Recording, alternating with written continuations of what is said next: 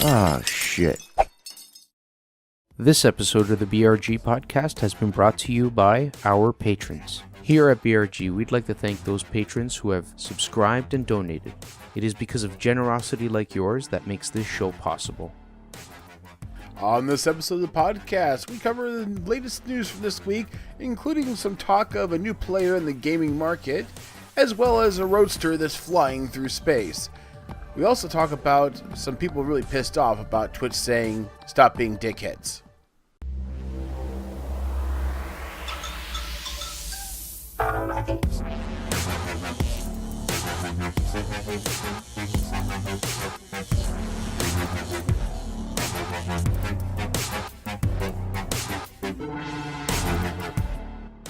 Hey everybody, welcome back to another episode of the BRG podcast. With me, WarpedJester, and my wonderful sausage-making co-host.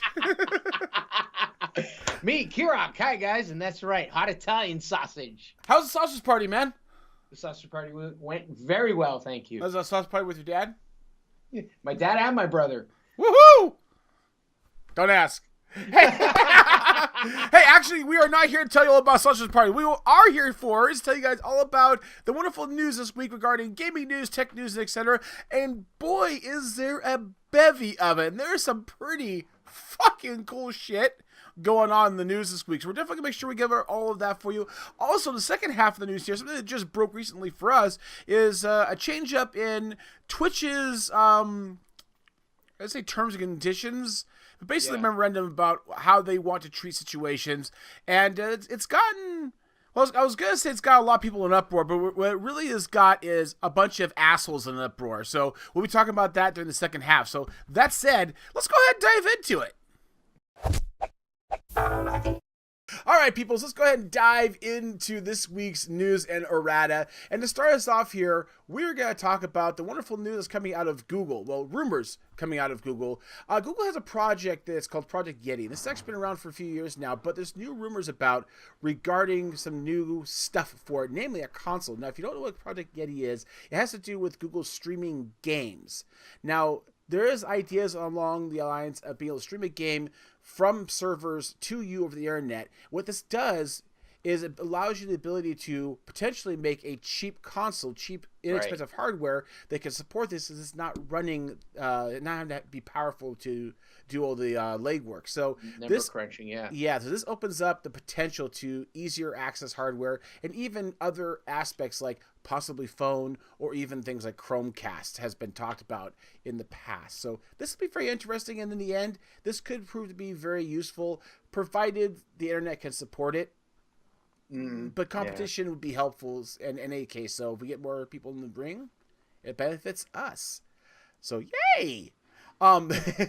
Yay for that. In other news regarding GTA 5, among other things, has to do with people spending money in microtransactions. As a matter of fact, in both GTA 5 and in NBA 2K18, EA noted there were record-breaking sales in recurrent customer spending. This has to do with basically spending beyond the original game, microtransactions, and how it has done very well, and so much so that even Take-Two CFO Goldstein has actually said in the earnings call that they acknowledge that and are focused on that.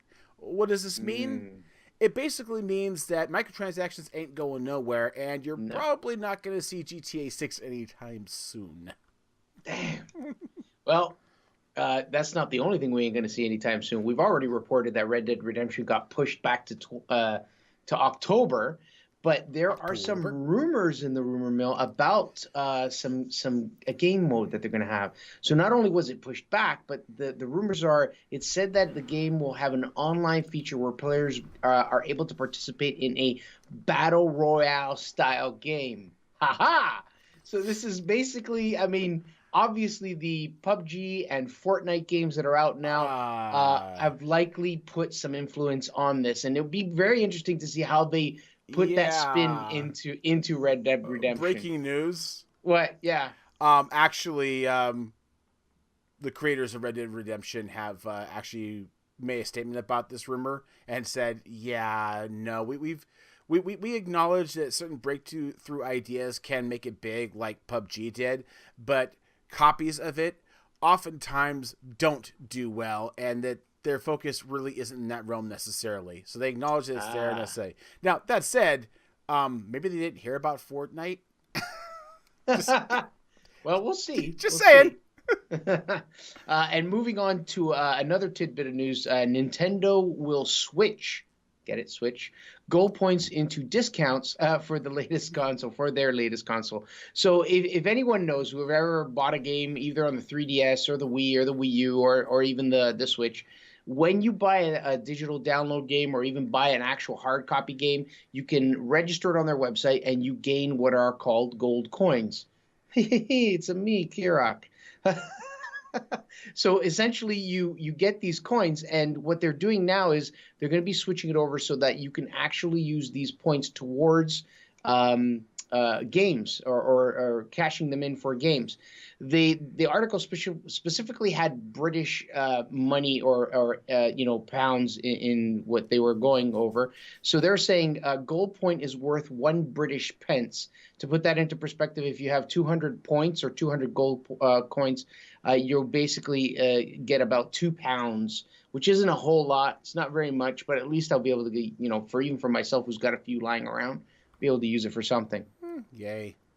In other news, sadly, Mojang's card game Scrolls is going to be shutting down very soon. As a matter of fact, it's sad to say because I never got a chance to play the damn thing, and I kind of wanted to.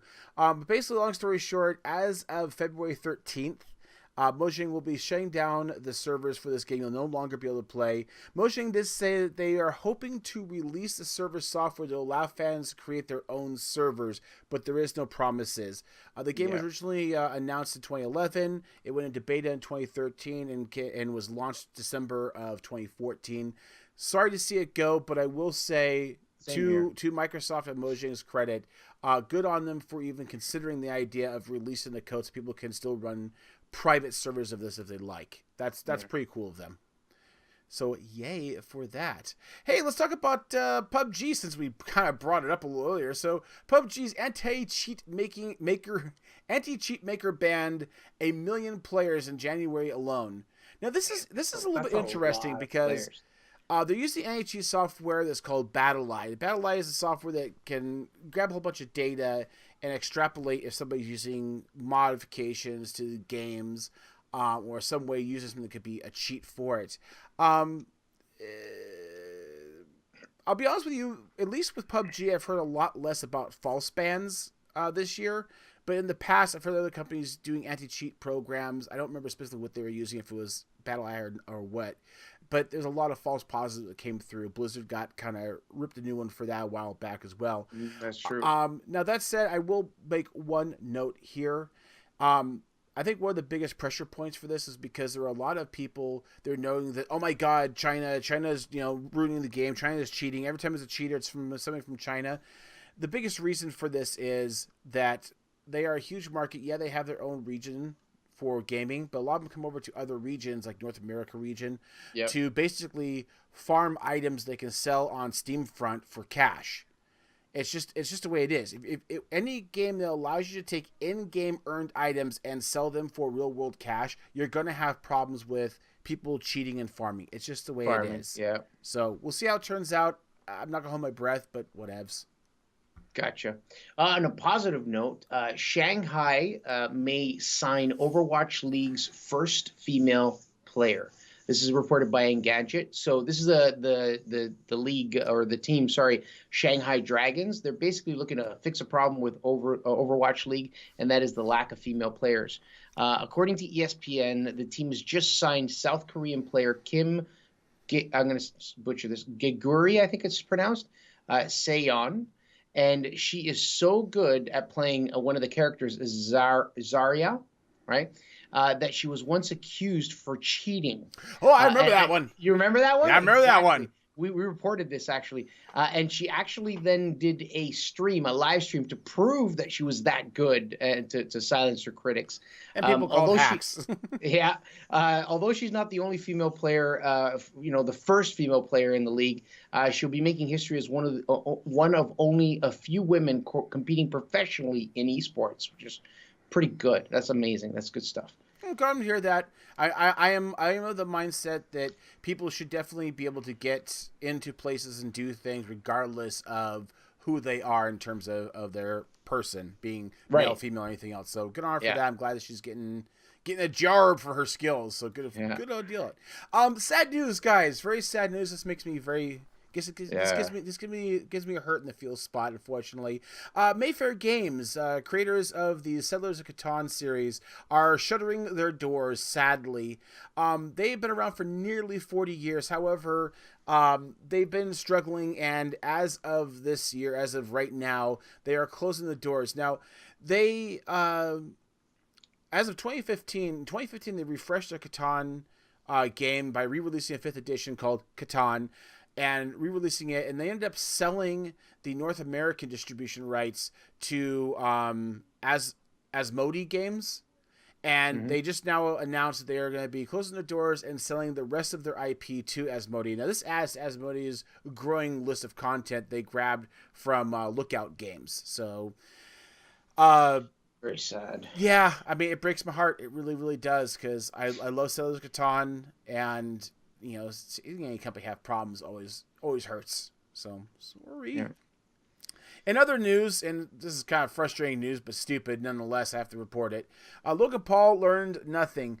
This pains me to even fucking bring up games, because the guy's a fucking dildo, and I'm sorry, but he is. So basically, if you haven't heard yet, Logan Paul basically has gotten his YouTube channel demonetized temporarily. And this is due to antics, including but not limited to doing stupid shit like a video on him tasering a dead rat, and also basically promoting the idea of the Tide Pod Challenge on Twitter. This guy's a fucking moron. He deserves everything he gets, and YouTube finally decided to temporarily demonetize his channel. Great, YouTube. Thank you for finally fucking having a fucking pair of balls and saying, you know what? This is too much. I'm sorry that it took this much. At least you had to wait for him to do something even worse, like rape a dead body. But hey, good for you for fucking waking up, you dumbasses. I can't believe it. He actually posted that crap? Yeah. Fuck. He's a fucking tard. Oh, God. All right. I'm going to move on to something awesome. Oh, this is like totally boom, brain-blowing awesome. Happy! SpaceX, how Elon Musk sent a car towards Mars. So this is reported by The Guardian. In case you missed it, guys, there's a dummy riding in a car out in outer space. Like, for real. Right now, there's a dummy in a what is it, a Roadster? It is a Tesla Roadster. It's a Gen 1 Roadster they had. Yeah. There was the original thing that started. This is the new iteration. But anyways, oh my God, the video you see on your screen is real. It is not doctored. So Elon Musk has recently tested a new Falcon 9 Heavy rocket by putting a Tesla Roadster in space. Elon, who he is, could not have just left it there either. After making it into space, the Roadster was given one last push to set it into a long solar orbit that will loop it out past Mars and into the asteroid belt. That's amazing. Yes. This is really cool. And this is not just a publicity stunt. It is a publicity stunt, but it's not just a publicity stunt. This is actually important because what this has proven is that the new Falcon 9 Heavy is now the most stout system we have for putting payloads into space. It can carry the biggest payload. Now, this is not the biggest payload capacity in history. That's still reserved for the was it 11? Saturn 9? No, Saturn 9. I'm sure Seshi's going to correct me on this. So Seshi, comment in the notes below. But it was the rocket that put man on the moon. Yeah. But those we don't run those anymore. So this is now the pinnacle rocket that put things in space. And what's important about this is that the booster rockets are designed to come back to Earth, Yes. land themselves, and be reused. This drops the cost of putting a payload in space from in the billions down to tens of millions. I know 10 million sounds like a lot of money, but it literally is a fraction of the cost of what it has been in the past. So it's a big deal. And what this is doing is, instead of just putting an inert block of concrete or whatever in space to prove a point, this is him having a little fun and putting a roadster in space. And the idea is this is in a solar orbit. This is actually going to circle the sun in a elongated or oblonged orbit around the sun. Again, it's going to go out past Mars into the asteroid belt and then back around again. So from here on till God knows how far in the future, we're going to have a consumer vehicle that you can buy flying through space around our sun. It's amazing. So basically, this is amazing on other levels too, because it brings Elon's dream of sending man to Mars that much closer. Yes, it does. So SpaceX said it was intended to send 2 private citizens on a trip around the moon, and that's possibly as soon as this year. So that's pretty awesome. Some bitch got ambitions. No, but this is great. It's good to see this again, because it's been so quiet and dead my whole life. You know what I mean? Our generation missed the hype of the 60s and the push for the moon that just after that kind of died. Space became non-interesting to people. So good on for this. Anyways, guys, that's going to wrap it up for our speed bits. We're going to go ahead and move on to infinity and beyond. Okay, guys. Welcome back to another Game Releases with me, Kirrok, for Bottle Rocket Gaming, guys. There's quite a few this time around, so let's get into them. Let's not waste any time. And your first game is for February 13th. It is Owlboy for PS4, Xbox One, and the Nintendo Switch. It is a platformer/adventure type game. This game's got that beautiful characteristic, that 8-bit charm that you see in a lot of games nowadays. It's visually pleasing as a platformer, and it gives you that sense of grand adventure, that you're in store for something epic. I can see this game doing extremely well on the Nintendo Switch specifically because that console is a pick up and go, portable, play it anywhere, and play it on your TV. Guaranteed to be a hit. And your next game on February 13th is The Fall Part 2 Unbound. This is coming out for PC, PS4, Xbox One, and the Nintendo Switch, and it is a platformer action type game. Well, if you're the kind of person who fears what the future holds with AI and in respects to robots, then this game might not be for you. Basically, you're a robot that's controlled by an AI entity, and it's making you do things against your programming. Questionable things such as seduction, manipulation, and even murder. On the other hand, if this kind of thing has intrigued you, then what are you waiting for? By all means, go buy the game. And your next game, also on February 13th, is Kingdom Come Deliverance. This is coming out for PC, PS4, and Xbox One. It is an open-world, story-driven RPG. This game looks utterly amazing, guys. It's a game where storytelling and gameplay kind of cross paths, and in the middle of it, you're inside an interactive movie. It's really, really cool looking. The trailer holds a lot of promise, and it's definitely piqued my interest, but I'm hoping that the developer didn't bite off more than they could chew. I'm going to keep an eye on this one, and if it does well, it's right up my alley for streaming. And your next game, also on February 13th, Dynasty Warriors 9 for PC, PS4, and Xbox One. It is a hack and slash. This game has some breathtaking vistas and some epic battles. You'll travel across China on horseback from city to city. It's pretty awesome. You'll be able to fight as a warrior in massive battles, and if you play your cards right, you'll walk away feeling like a badass because you kill like a whole bunch of guys, 20 or 30 at the same time. It's pretty intense. And your next game on February, holy shit, the 13th? What the heck is it with all these 13s? Radiant Historia Perfect Chronology. It's out for the 3DS, and it is a role-playing game. This is the second in the series of the Radiant History saga, and Perfect Chronology enhances its experience as a fresh take on the already beloved story. This iteration features the classic original game before having the option to start new games with all the added content. And your next game is on February 15th, and it is The Secret of Mana Remake. This is coming out for PC, PS4, and the PS Vita. It is a role-playing game. So here it is, guys, a complete remake of the original and super popular RPG, The Secret of Mana, only this time it's in 3D. The original game was released back in 1993, and I personally know people who tell me that this is the greatest RPG ever made. I might pick up the game, and it might, if I do it, it'll give me a reason to dust off that PS Vita. And your next game, February 16th, Bayonetta 1 and 2 for the Nintendo Switch. This is an action hack and slash. Now, this game has been around the block, and really, I don't care for it. It's not my thing. But regardless, when the announcement was made that it was coming out for the Switch, I think I heard a roar come across the skies, and the earth was trembling. It was freaky, guys. Best part of this re-release is that it's 1 and 2 laying the foundation for the already announced Bayonetta 3 on the Switch. And here it is, guys, the last one for this week, February 16th, the game Fe. F-E it's spelled. It's for PC, PS4, Switch, and Xbox One. This game is an action-adventure game. Gonna be honest here, I heard great things about this game, but I had not seen it at all until today. I actually sat down and watched the video, and the game looks incredible. It has a very stylistic look, and you play as a creature exploring an illuminated forest. It's really cool. This looks like something I could sink my teeth into. No wonder everyone was making a big deal out of it. All right, guys. I hope you enjoyed that. That was a really long game releases this week. What was up with all those February 13th dates? Holy smokes.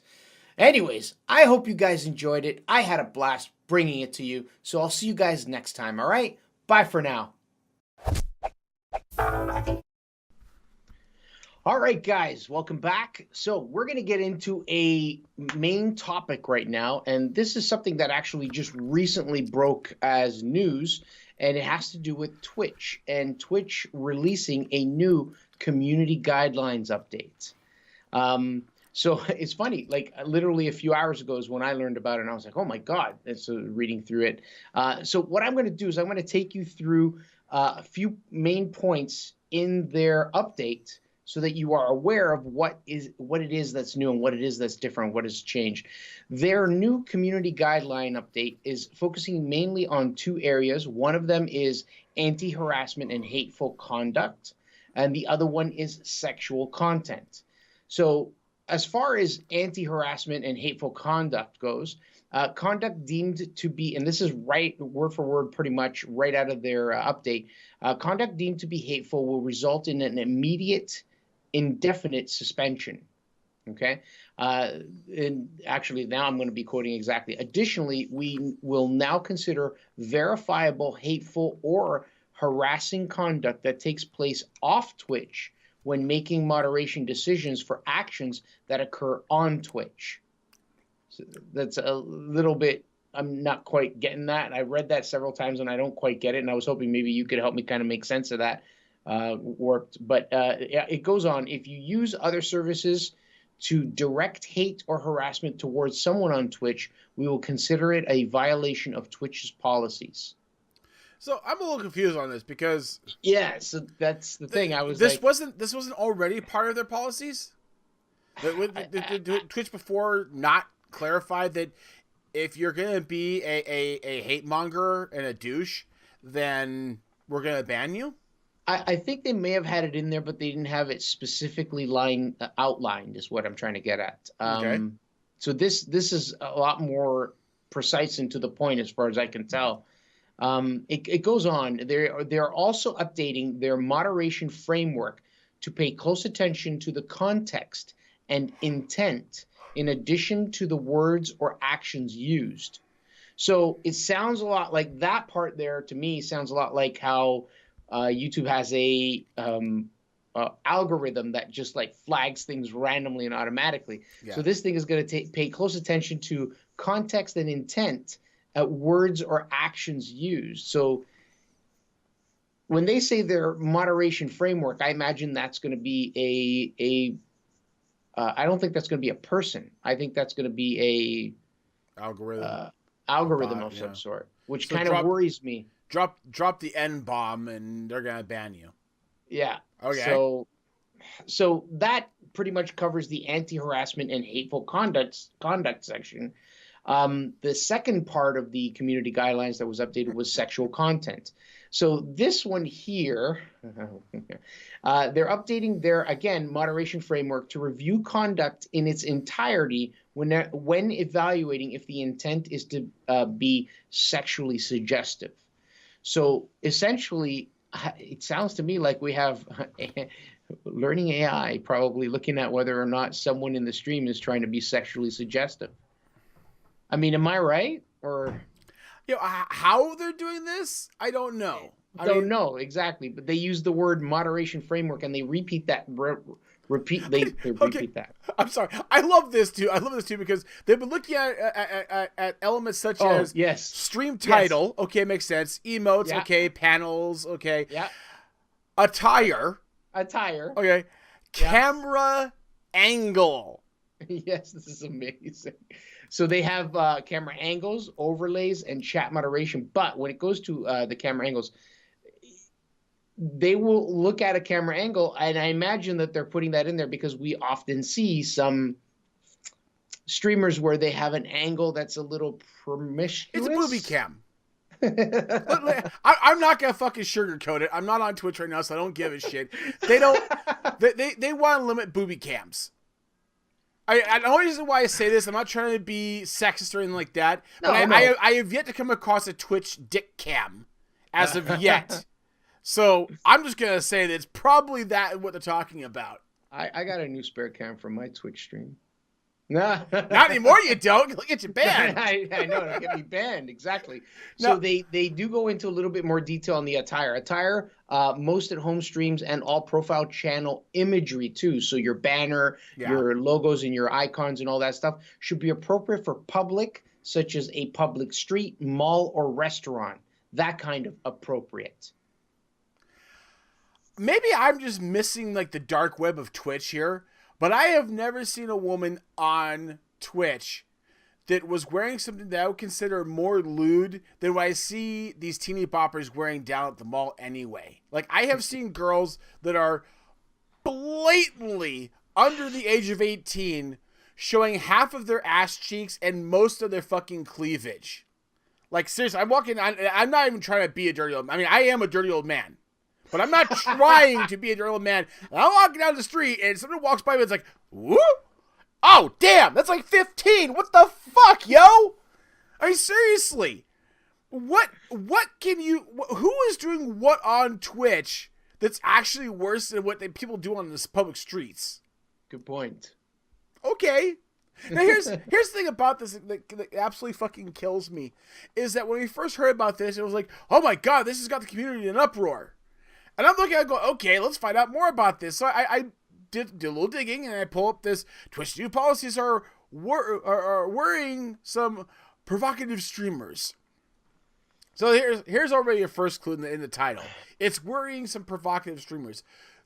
I'm just gonna go straight to the point here. What this is translating to is people who act like or promote being dicks on stream are the ones that are worried about this.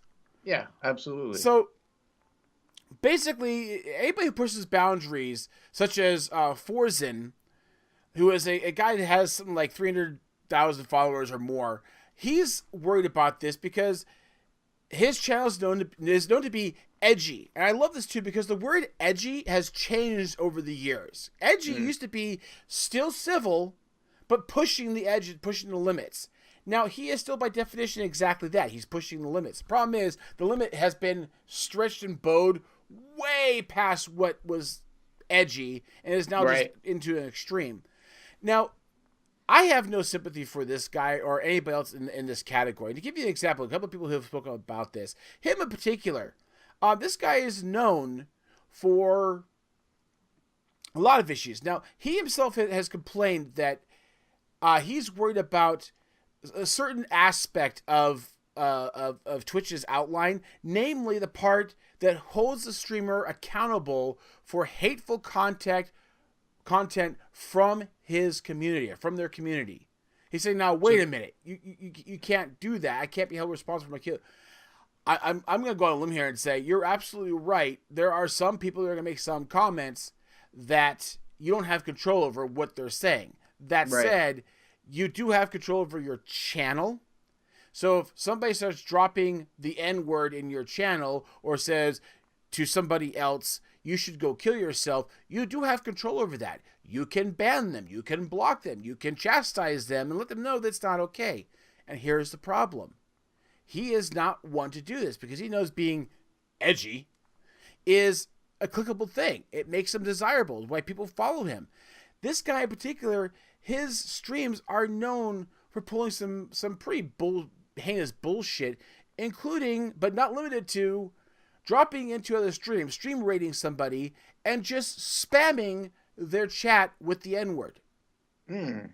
Now, I'm sorry, but if your stream is doing a stream raid and the entire community of your stream is all using the N-word over and over again, to sit there and say that you're not responsible for that, I question. I wasn't there for any instance of that, but I'm going to question that. Yeah, because if you sit back and say, hey, do this, obviously you're responsible because you're directing people to do it. If you sit back and go, okay, that's funny, and not tell them to knock it off, you're also responsible for that. And not in the sense that I'm going to go sue you per se, but you're an instigator at that point. Yeah, I didn't throw the punch, he did. But you egged him on. You pushed him into it. That is making it your responsibility in some aspect or making you responsible in some way.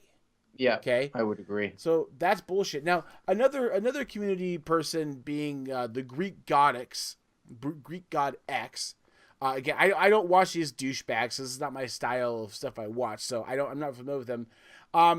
He also has vocally posed opposition to some of these new clarifications or outlines to Twitch. But again, this guy in particular is one that is noted for picking fight with other streamers and even jokingly threatening Twitch employees. It's not a joke. If you're threatening somebody, it's not a joke. You're a douchebag. You just are. And I think it's really honestly quite sad that these guys think it's somehow okay. And here's the thing, and I hate to be an ageist in any way, shape, or form, but the fact of the matter is the generation behind me has got a lot of people doing this kind of shit. They're people that are instigators and provocateurs. Yeah, provocateurs. And it's a culture. These are people who get their clicks by pushing limits or basically being dickheads. It's one of those things, you're on the street, you're walking down the road, and there's that one crazy guy that's trying to pick fight with people and act like a fucking crazy person.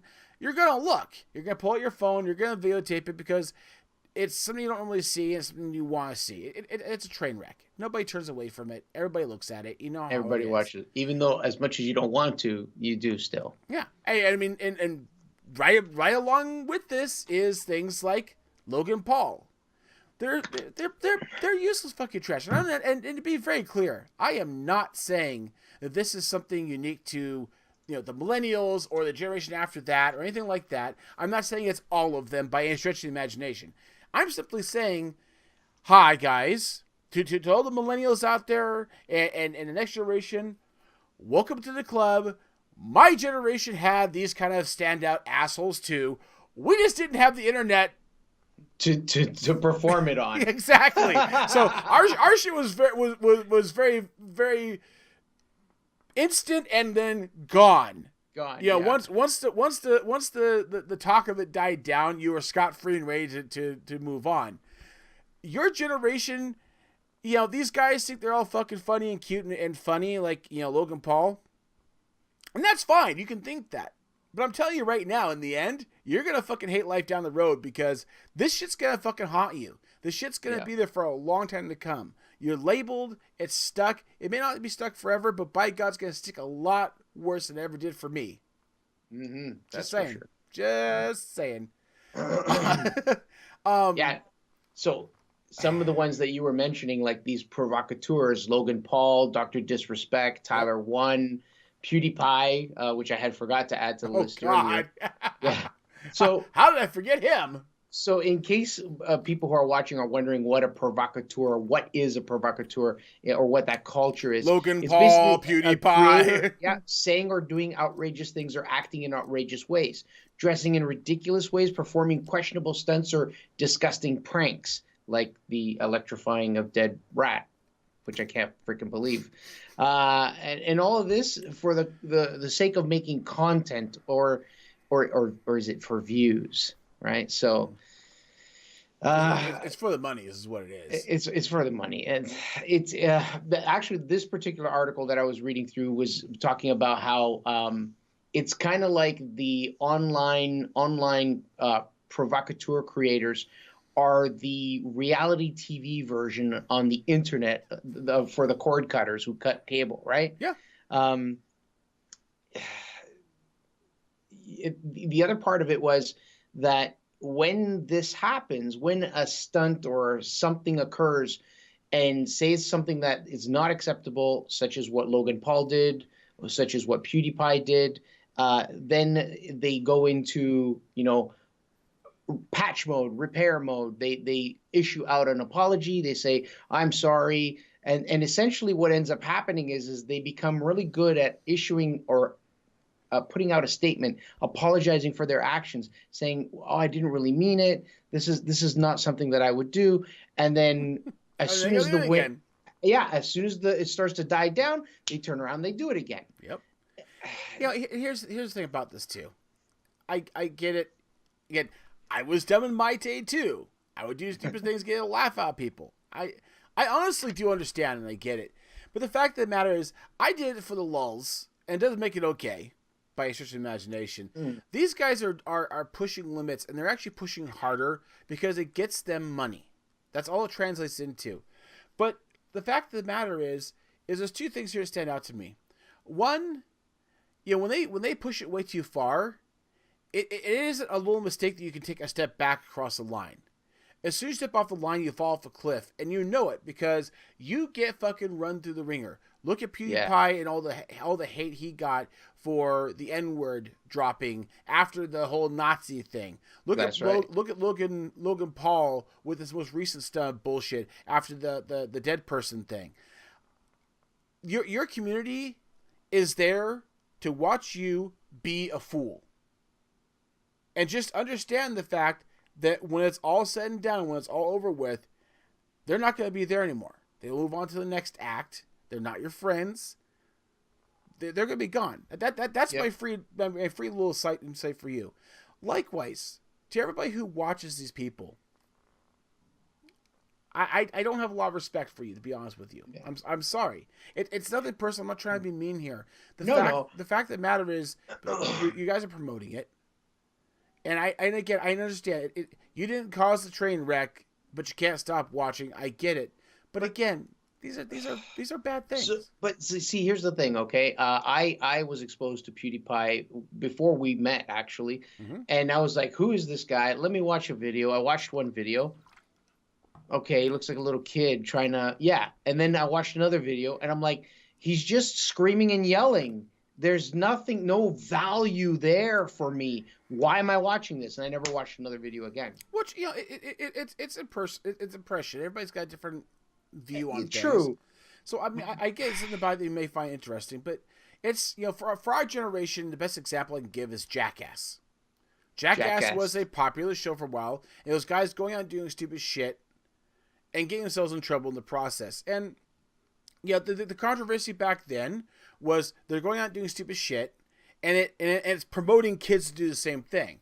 I can make a reference in correlation to, like, for example, the Tide Pod Challenge. I see, monkey see, monkey do. Again, every generation does it. This is just the next generation of it. So I'm trying to be kind here and just, hey guys, you really just trust me, have because the internet as a tool. We have been through this. I'm telling you right now, it's a stupid thing to do. I don't know. I mean, I hate to get ranty about this. I really want to get back to the point here of Twitch and YouTube, in a sense, are trying to crack down and help not be a platform for this kind of provocateurism. They're basically trying to clean their act up and say, listen, guys, this is bullshit. It's going to get you in trouble. It's going to get us in trouble. We're not really into it anymore.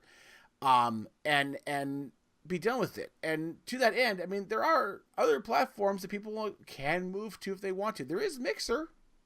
Remember Mixer? Microsoft bought them. Yeah. They're still there. Now, Mixer as an example. They used to be Beam. They tend to have a generally more positive feedback on the experience as a community in Mixer. Meaning, if you go to Mixer, you're going to find more often than not a more positive and less toxic environment to hang around in. Now, that said, that may be a result of Mixer's of transparency and the fact that their views are pretty clearly stated already regarding how they feel about this type of personality and so on. Basically, what Mixer already has in their list, community guidelines, is already it basically is what Twitch is just updated to put it simply. Yeah. They're just being very, very upfront about it. So there's nothing really different here. But part of the positive aspect may be the fact that Mixer is a smaller community. We're talking about 10 million active as opposed to Twitch's 100 million active. It's one of those things. It's kind of security through obscurity in the sense that because it's not the popular platform to be on, it's not the popular platform to hate bang on people, you know? So that may be part of it. In the end, here's how things are going to play out. The generation that's doing this stupid shit now is going to grow out of it. Or they're going to get pushed out of it because the community that's following them is going to grow out of it. One way or the other, this is not a persistent show. They cannot keep this up. They're not going to be 15, 60 years old going, hey, check this out, you stupid N-word. It's not going to happen. People are going to grow up and move on. But there's going to be another generation after them, and they're going to sit here and kvetch on their Twitch channel at age 60 and bitch and moan about that younger generation doing stupid shit. It's just what it is. I'm glad that these communities are trying to clean up the community a little bit. Yeah, I still find it just frustratingly sad that this is even a thing. That there's actually a logical relevance to me saying, hey guys, just as a public service announcement, dropping the N-word, disparaging somebody based on their person as opposed to their personality is not okay. It's not funny. It's not acceptable. It's not okay. The fact that I feel the necessity to actually say that, I find frustrating. I want our society to grow and learn, and I want our society to improve. And it's not going to happen with people acting like devolved morons on a platform because, hey, look at me, I'm funny, look at me. So, like I said, when I first heard about this whole news thing, my first reaction was, oh shit, because when I saw that one line of making the streamer responsible for the community, I was like, whoa, wait a minute. But then I read into it and realized who was saying that and what they do. Like, okay, yeah, no. I can totally see where they're going with that. And absolutely. If you have a community that genuinely gets basically hijacked and gets out of control, I can understand it being out of control. But when you're the one instigating it, yes, you are responsible for the community at that point. I agree. It's just that simple. Anyways, guys, I would love to get you guys to put on this. Again, I'm sorry that this is kind of ranty. It's to be fair, it's hard not to. This is an element that I don't understand because I'm too old for it or whatever. I never got into it. I don't appreciate it. I don't have any love for it. And I'm of the mindset that I want to have fun. I'm sorry, but just... go ahead. You know how the BRG community is. We are brash. We are edgy, at least to our minds. We are blunt, too. You know, we don't pull punches. We joke around. We push edges in that regard. But this is something different. This is disparaging. And a lot of these examples these guys do, threatening people, telling somebody to go kill themselves. Yeah, there's no room for that. Hmm. Like, I just want to say, I think that this move is a good move. I mean, yeah, I stream on Twitch. I don't have a huge following. You know, one day, who knows, maybe, awesome. But there's that responsibility that even if you are a Twitch streamer that has hundreds of thousands of followers, let's say, and hundreds of thousands of people, or maybe thousands of people joining you into the chat, that you aren't abusing that relationship and influencing them in a negative way, in a way that would be unacceptable if you were in a crowd of people. Yeah. I mean, I know it's a little cliche, but be a vessel for change for the positive. You know, yeah. These people, unlike us, where we've got, you know, maybe 5 or 6 views on this on this video when it comes out, or the fact that we've got like 70 people following us. These people have hundreds of thousands of people following them. You are a voice. You are an influence. Yeah, absolutely. What influence that's going to be is up to you, is in your control, and because of that, is your responsibility. Okay? Keep that in mind. Bear that thought every single time you turn the camera on. Again, to the rest of the community, pull your heads out of your collective asses. Give me a fucking break. Okay? There's no excuse for this. Don't drop words you shouldn't be dropping. Don't disparage people. Have fun. Make a joke with a friend. Poke a little fun at them in lighthearted humor. But don't disparage people based on... It was a real simple philosophy. Give them a hard time about their personality. Don't give them a hard time about their persona, their physical being. It doesn't matter whether you're white, black, gay, right, straight, trans. It doesn't matter. Yeah. Okay? The physical attributes have no relevance. One thing does. The dividing line is you are human or you're not. That's it. Don't give me any other bullshit about anything else beyond that. I'll leave it at that. I'd love to get your guys' thoughts and opinions here. This is definitely a charged topic, and I do want to get people's thoughts here because it is important, and I really want to push that message to everybody else in terms of talk to other people about this. And for the love of God, please, please, please be active in opposition. If you see this shit going down, be vocal about being disapproving and be active in trying to help stop it. I'm not asking you to go out of your way. I'm not asking you to put yourself in danger.